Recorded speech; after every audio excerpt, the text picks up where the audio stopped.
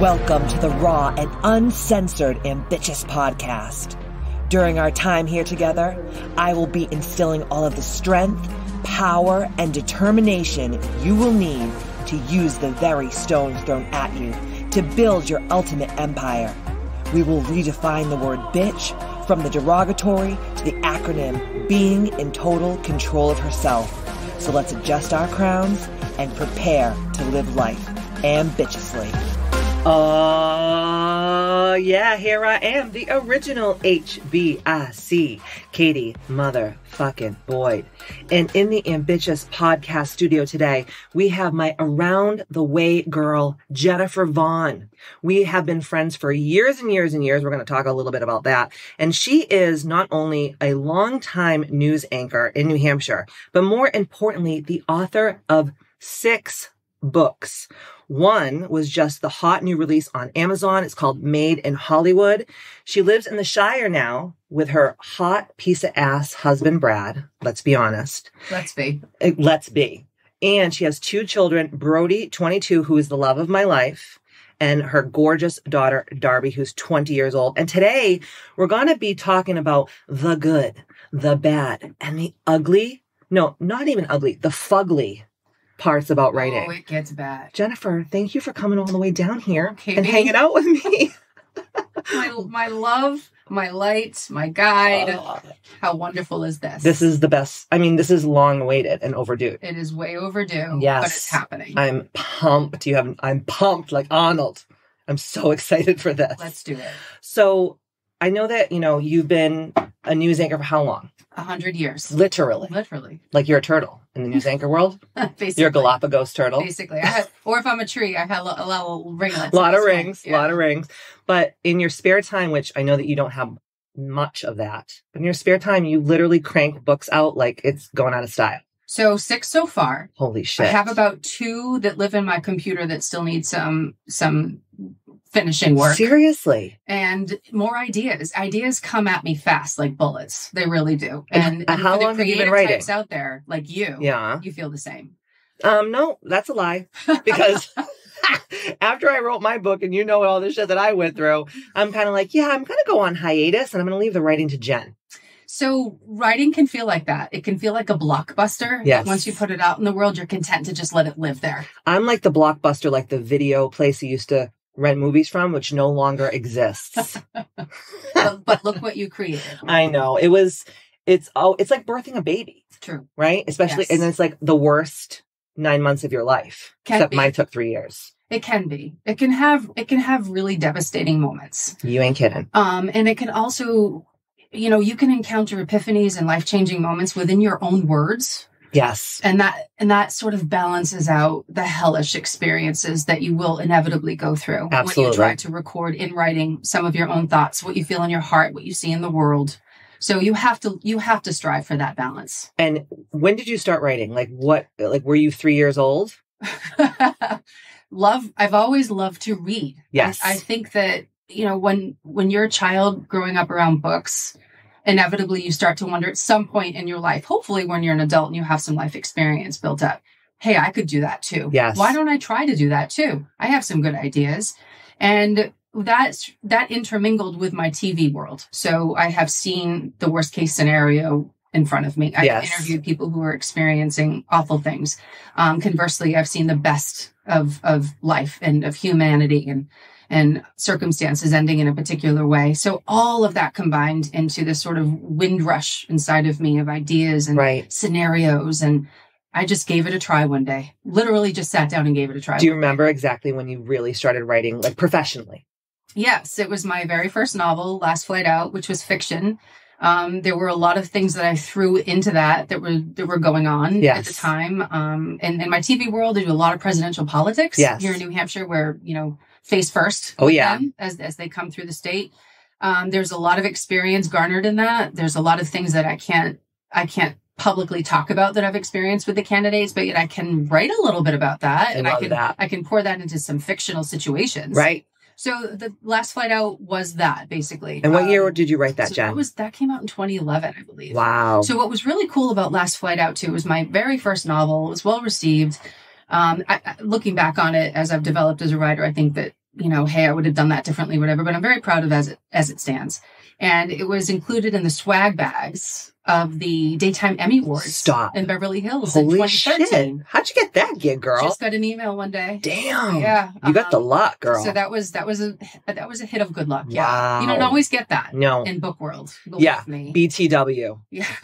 Let's just throw that out there before everybody's nipples start getting hard and they're like, oh my God, my novel's going to end up in the swag bag. No, that was like a fluke thing that happened. Nor on the bestseller list. And there's all sorts of things that happen to boost people onto bestseller lists. Oh, that yes. I learned about politics, along honey. the way. Yes. Yeah. So you do, if you approach writing as something I want to try, you do have to keep in mind all of the elements that work against you. Yes. And we're going to talk about those elements today because it's funny when, just so you guys know, obviously Jen and I have been friends forever. And when I started writing my book, Jen was actually, you were like the one that really took the book and kind of ripped it apart and started editing it before I even had a team, like anybody on my book team. And I think that was that before or after I lost the book? Because you guys know, obviously, if you're listening to the Ambitchious Podcast, that I lost my whole entire book. After. Oh my God. So this was your second go around. Okay. But I firmly believe, and you have to too. Oh, absolutely. You can't lament. No. You have to remember that it disappeared for a reason and it only made it better the second time around. 100%. Like, because I think of what I wrote before and it was trash compared to like the second pass. And then obviously through editing and all that kind of stuff, like it gets a hell of a lot better. So for anyone out there that's like, I really would like to write a book, you don't have to know any of that shit. Right, Jen? Like, you don't have to be the editor. You don't have to be the person that makes the front cover. You don't have to do all that stuff. I mean, you could if you were good at that. You could, and some people do. If they choose to go solo through the whole journey, yes, they're responsible for all of that. And some people choose it that way because they have master control. Yes. And when you delegate and you do get a team, you don't. You do lose a bit of control. You do. Yeah.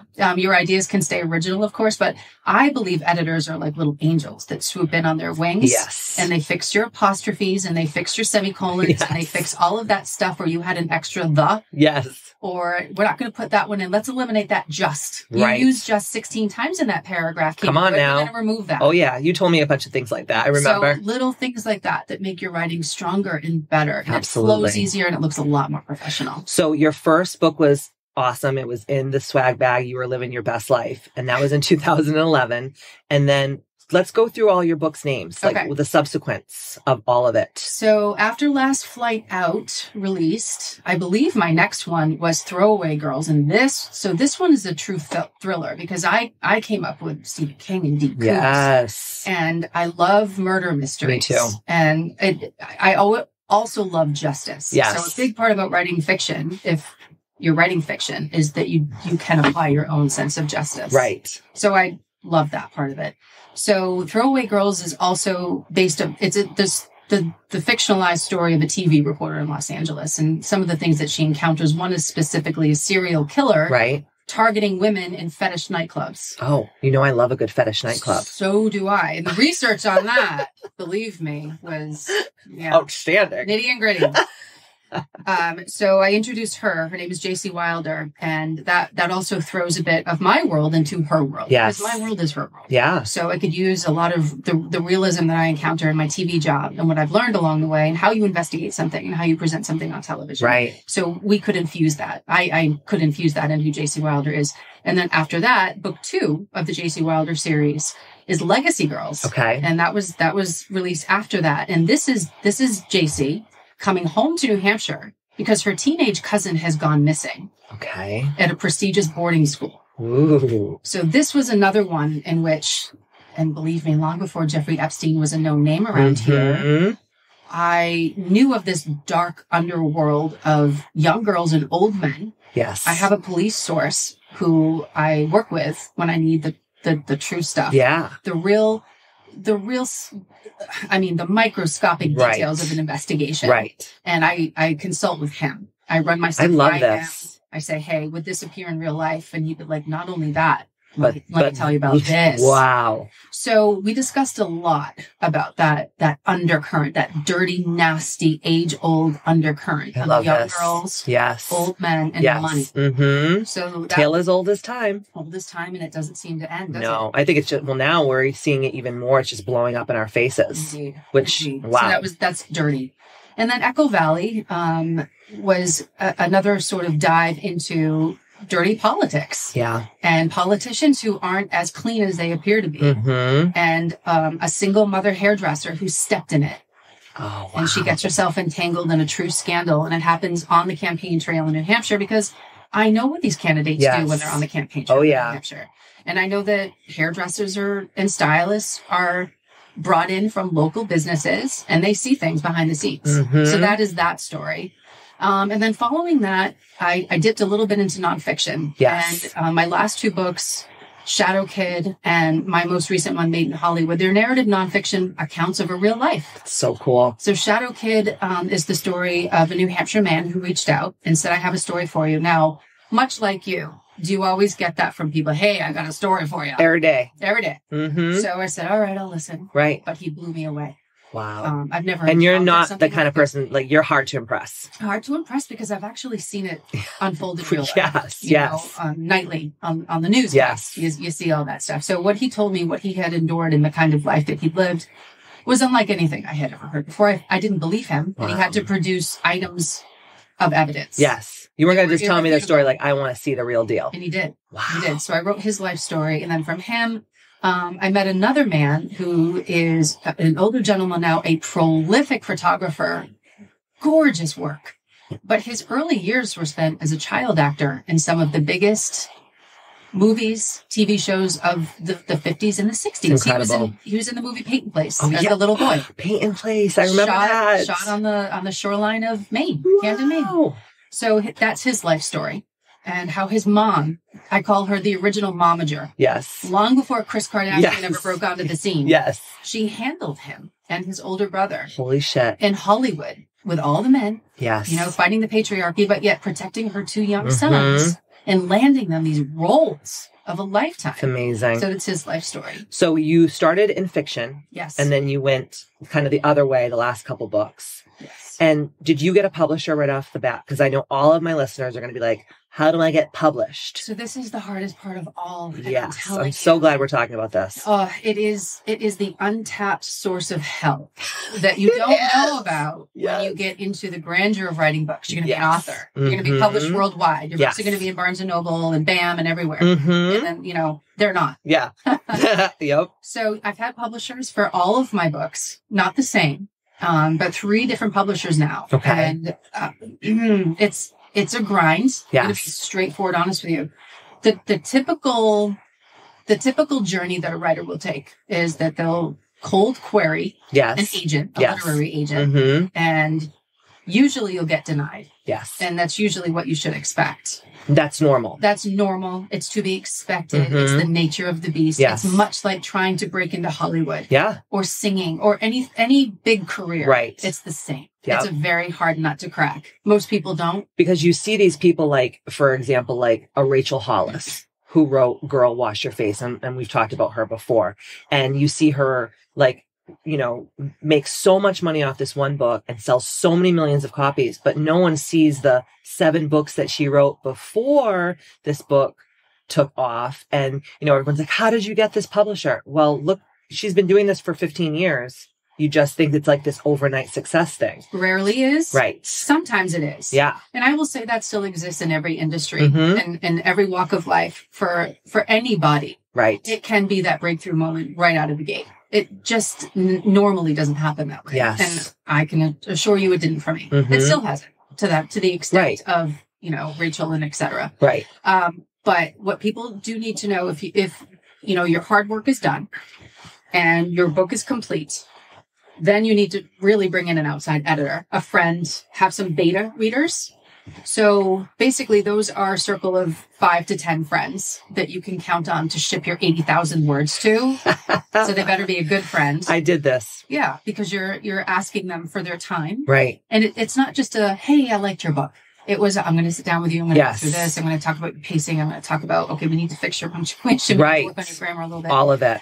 This chapter doesn't work. We're going to need to be 13 needs to be 2. Yes. So it's a whole big job in order to even get your book ready to the point where you're going to start to query agents. And that's when the rejection comes in. Right. Mm-hmm. And that's when you start getting why did I even do this? This is such a waste of my time. I must be the worst writer in the world. Yep. All of those things. But then you hear these crazy stories. I don't know which author it was. The name of the author is just escaping my mind. But this person went into Penguin and brought the book.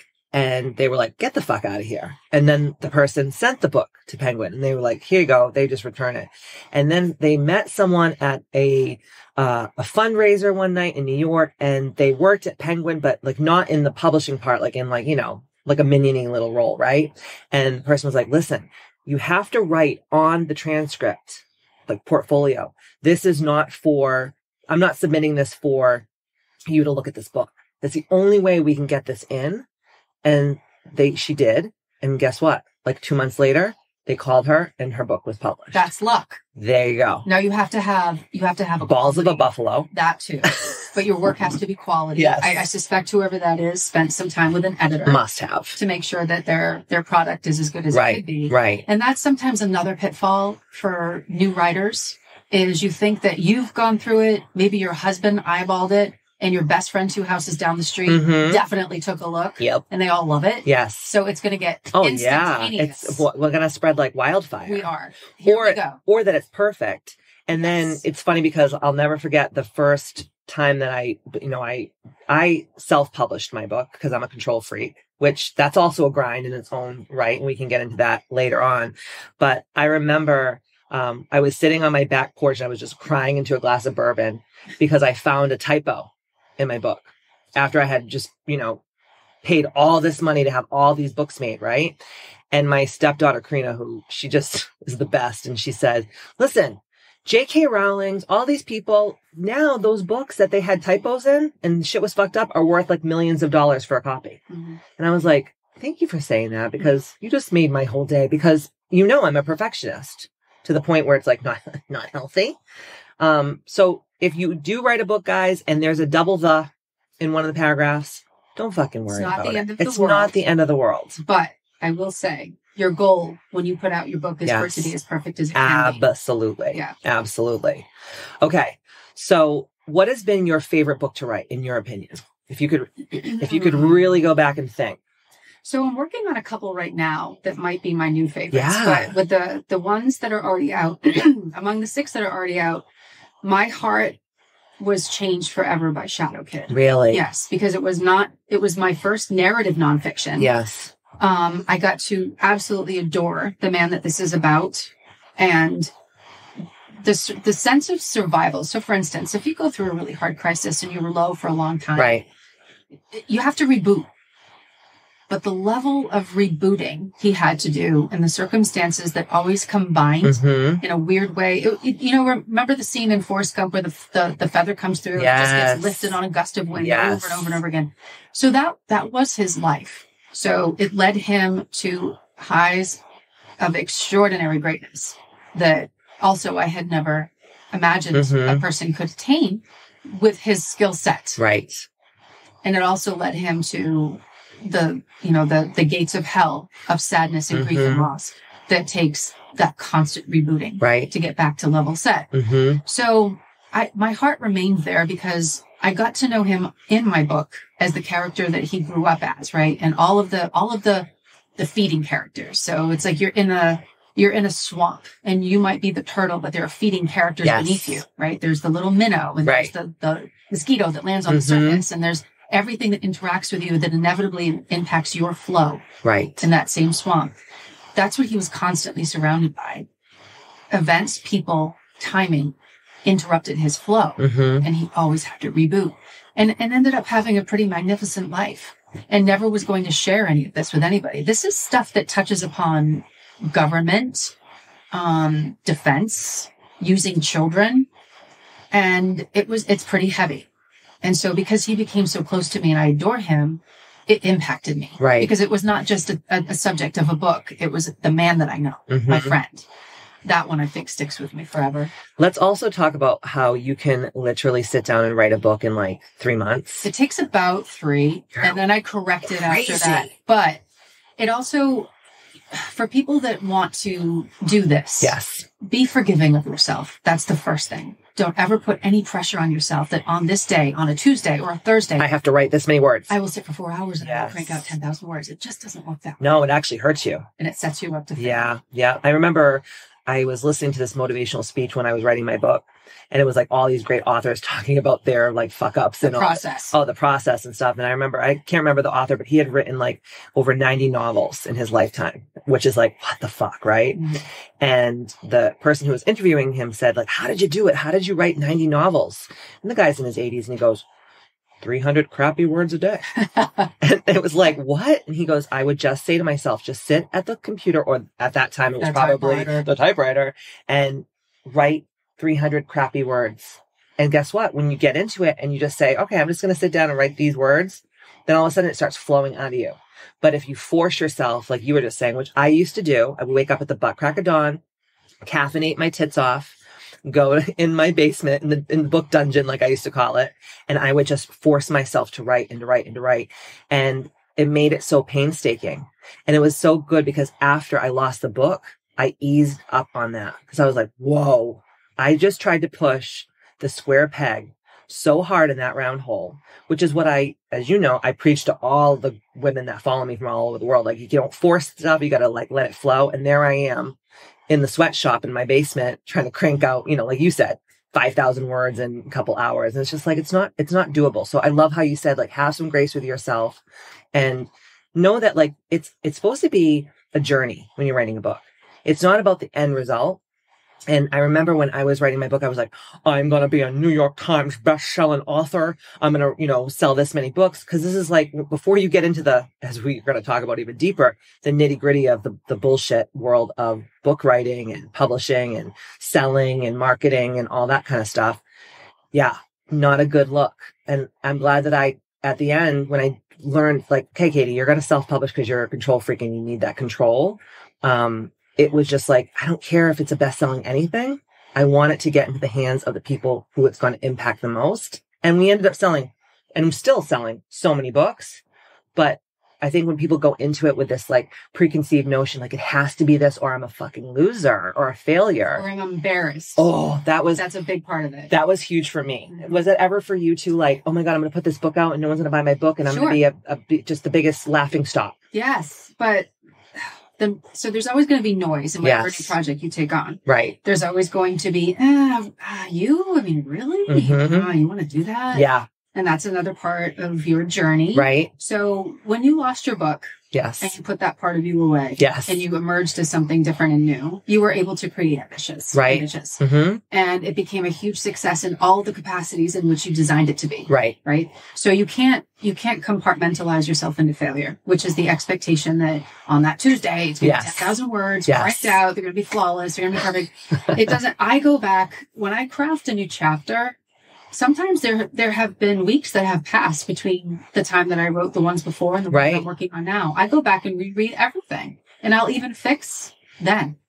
I constantly edit. Do you ever get sick of yourself though? Not yet. So sick of myself in every other way. Yes.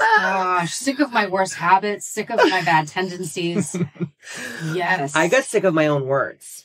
Like, you keep reading the words and you're just like, oh my God, shut up. No, that's how you develop into a better writer, because thank you for that. It challenges you. See, like if you're reading something and you're like, why? I just said that in chapter 4. Yes. That challenges you then to train your brain and your writing abilities to expand. Right. I've worked on my kids with this, and they're really good writers in their own way, but they don't want to be writers. Nor do they love to sit down and read books. My son has become better, but my daughter could be better.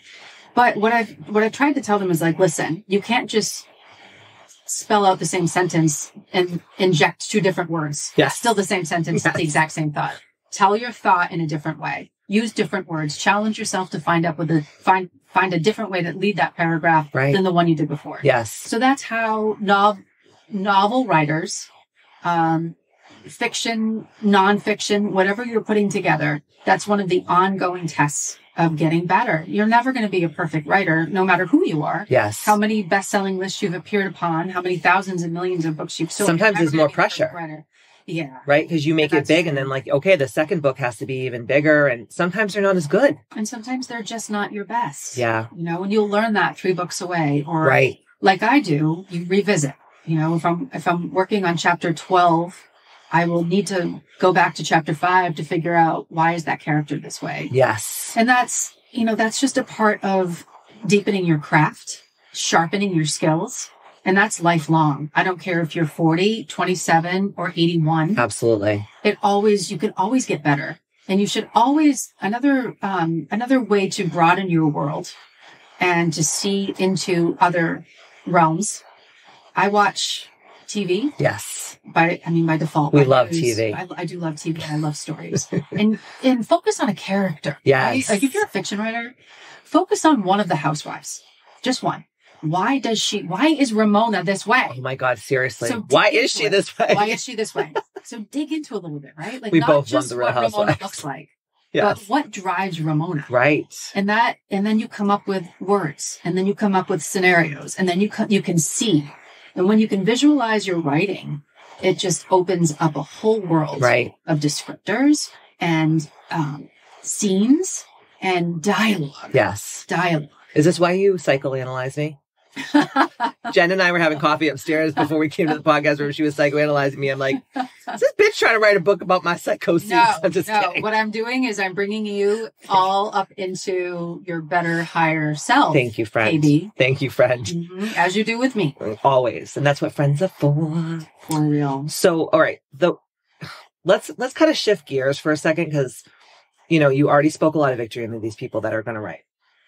But I want you to tell like the hard parts about the book. So I don't know about you, but like for me, like the writing of the book wasn't the hardest part. Like you'd think, oh my God, the writing of the book was the hardest part and getting the team and doing all this stuff and fine tuning was the hardest part. But for me, it was like the marketing and rallying all of the people from your life that you have done favors for and rallying all of your friends and rallying, you know, like all of the PTO moms to, you know, talk about your book and post about it on Instagram and all this stuff. And then when like people don't show up that you just think in your mind, like, oh, these people are going to show up for me. It's like it's really gut wrenching. I think it's gut wrenching. It can turn you sideways. Yes. It can live inside of you if you let it, and it can really grow resentment. So yes, let's talk about that because it has the potential to do significant damage to you. Right. And, you know, you talk about finding higher levels, higher vibrations, right? In which you can absorb all of that and still keep going because it matters to you. Right. So if you're going to be an actor, you have to anticipate that somebody will be like, I've never seen that. In my TV career, I constantly get hit with I only watch Boston. I don't watch New Hampshire news. Yes. Oh, I don't. Are you on what show do you? Whatever. Yes. And that's fine. So as long as you have already committed to that part of yourself that is able to ignore, move forward, and it's like the opposite of empower. You have to depower. Yes. Somebody else's ability to knock you off. So true. Allege that you're not even on. Mm-hmm. So with all of that said, books, I agree. The easiest part about books is writing the book. Yes. And then everything that comes after is really, really hard. And it's very upsetting. And it's very discouraging. And it's almost traumatic. And a lot of people think if they get an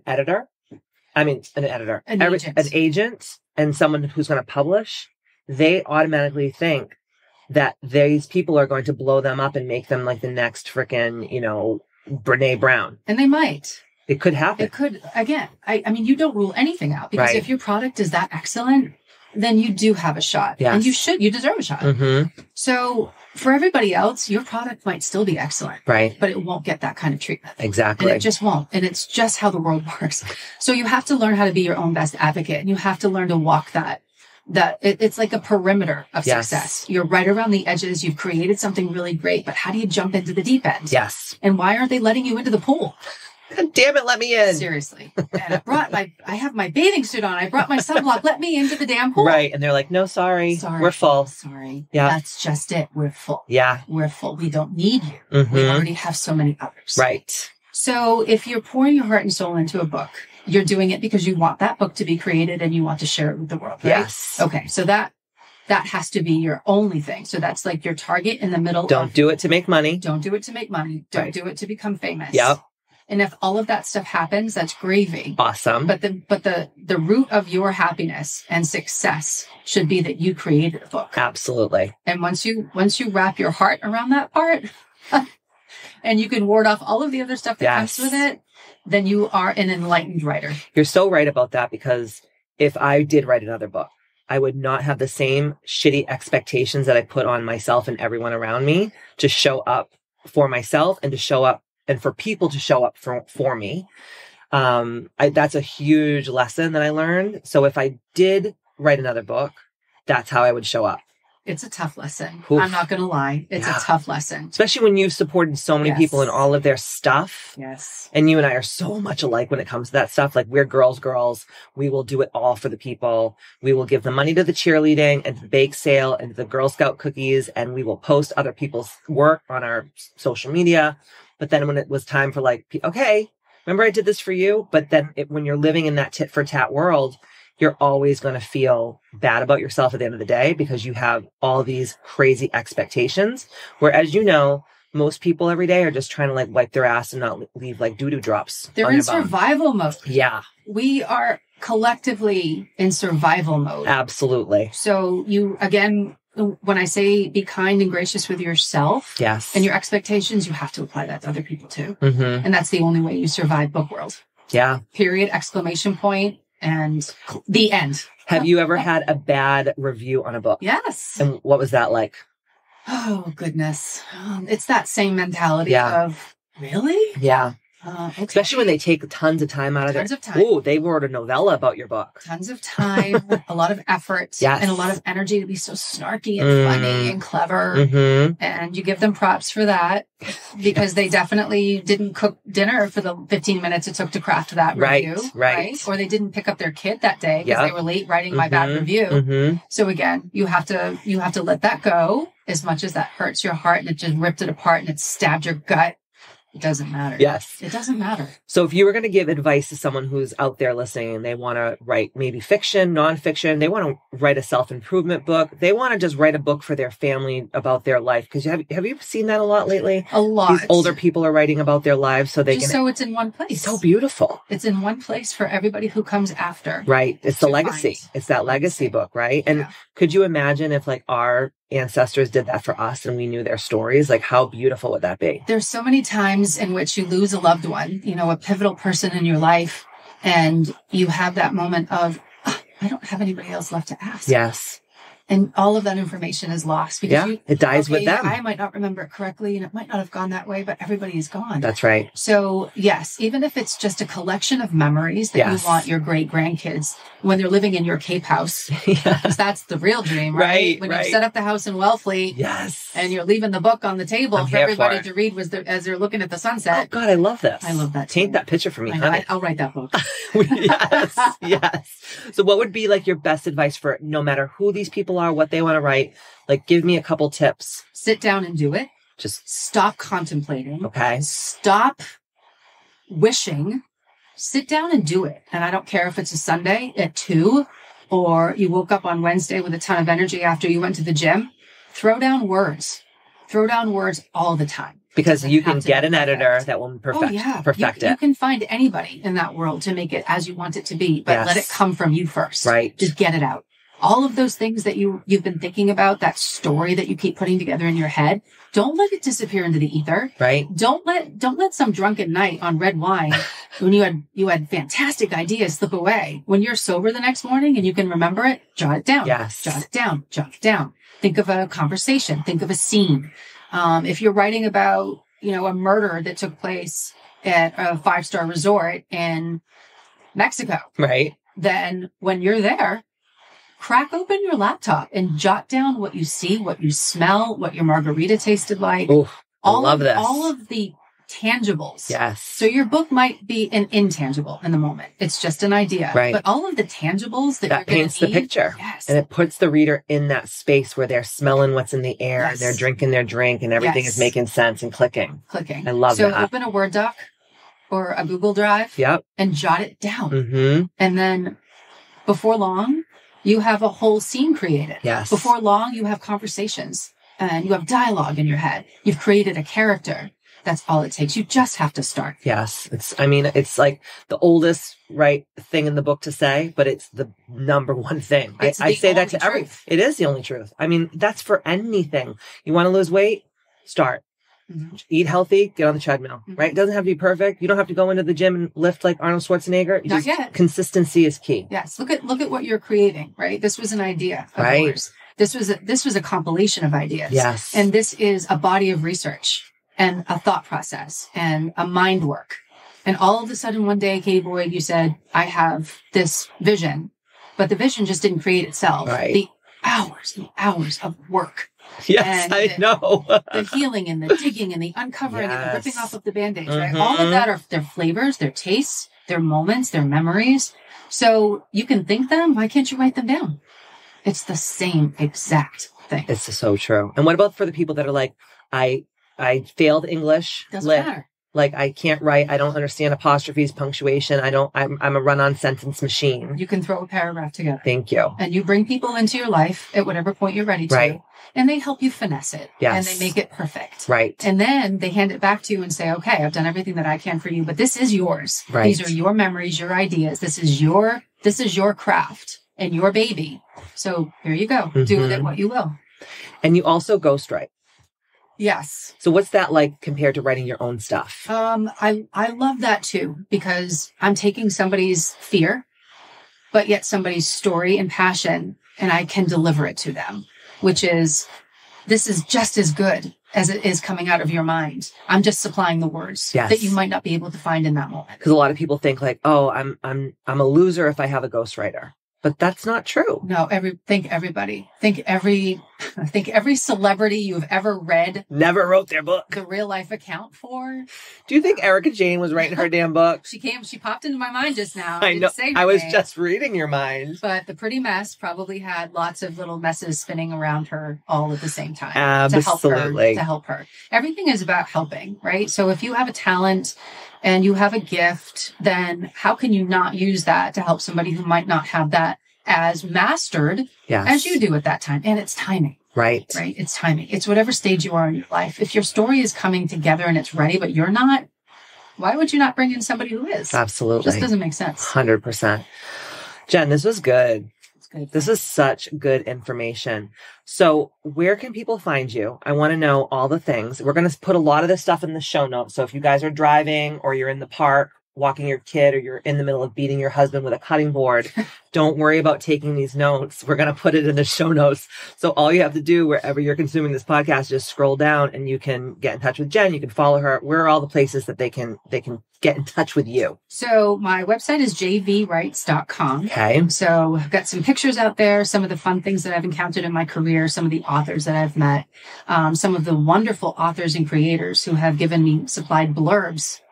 This is another whole podcast, how to get the perfect blurb, Katie Boyd. We need the blurbs. Whoa, I like the blurbs from the people. We'll have to have you back for a second podcast. All of that is an integral part of when you write books or create content. You mean the blurbs, like the catchy? So for instance, yes, the catchy. Yes. Tom Bergeron was the most recent blurb for Made in Hollywood, right? And I can tell you this, another point before we close is there are people that have come before you that have perfected their way, right? So they're outstanding actors. They're Academy Award winning performers. They're New York Times bestsellers. They owe you nothing. Yes. So the ones who stop and get back to you and blurb a nice line or supply a kind word, give them an edible arrangement. send them some chocolate covered strawberries. Send the fruit. Thank you note. Send all the fruit. Come on. Well, I think that's gone out of style now, is people do things for people too, and then they never even get a thank you. Oh, a written thank you? Ooh. I mean, bring back that 1956 thing. Ooh, makes my panties drop. Let me tell you, I love a good thank you card. You brought a beautiful card to me today, and I was like, I was saying to you, people just don't do this anymore. Everyone just expects, they're so entitled. Or a quick text. No, write it down. Write it down. Be gracious. Be kind. Live with integrity. Hello. Hello. Oh my God. Okay, so they can go to jvrights.com. Everything is there. What's up with Instagram? Are you gramming it? What am I on Instagram? I think all my handles? Yeah, it's like JV Rights. Yeah, so it's JV Rights 9, I believe. JV Rights 9. And then Twitter is Vaughn NH. Oh God, you tweet? I do you like to tweet? Love the Twitter. Damn, I got off of Twitter because when I had my another podcast. When I had my show, I was like, I can't do this anymore. People are calling me fat. No. And they're 600 pounds, and I'm like, bitch, you're tweeting that I'm fat, I should kill myself, and you're 600 pounds. You look like Gilbert Grape's mom. You need to tweet? You need to deconstruct social media on a whole different level, on a whole different day, because the damage that this has done. Ooh. So my purpose for Twitter is sometimes yes to get out quick book information and links to where you can get all the books. But also I need to ingest quick information. Okay. And that's a product of my job. Got it.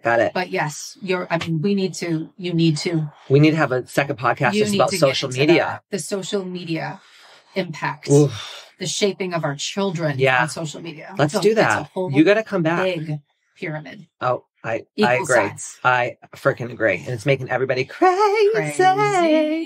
Even we're a little crazy about it sometimes. Not as much as the younger kids, but we still have feelings, man. Yes. And it's, hey, if you want support for your feelings, you're going to get it there. But if you say something that somebody else doesn't like, you're going to get it there.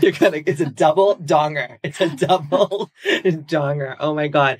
And also people can work with you. So you can actually help them edit their books. You can ghostwrite. You can help them with all of the beautiful. I love my joint projects. Okay. Oh, love my joint projects. So they can email you. Yes. Through the website. Yep. jvrights9@gmail.com. Perfect. Or jvrights@comcast.net. Ample opportunity. I love it. Multiple places. I love it.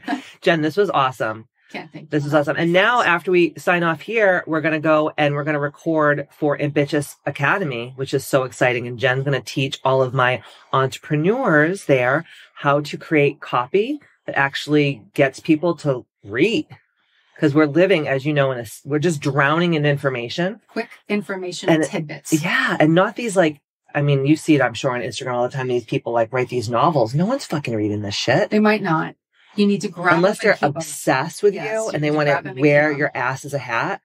You gotta have copy that converts. Usable snippets of information. Yeah, not novellas about.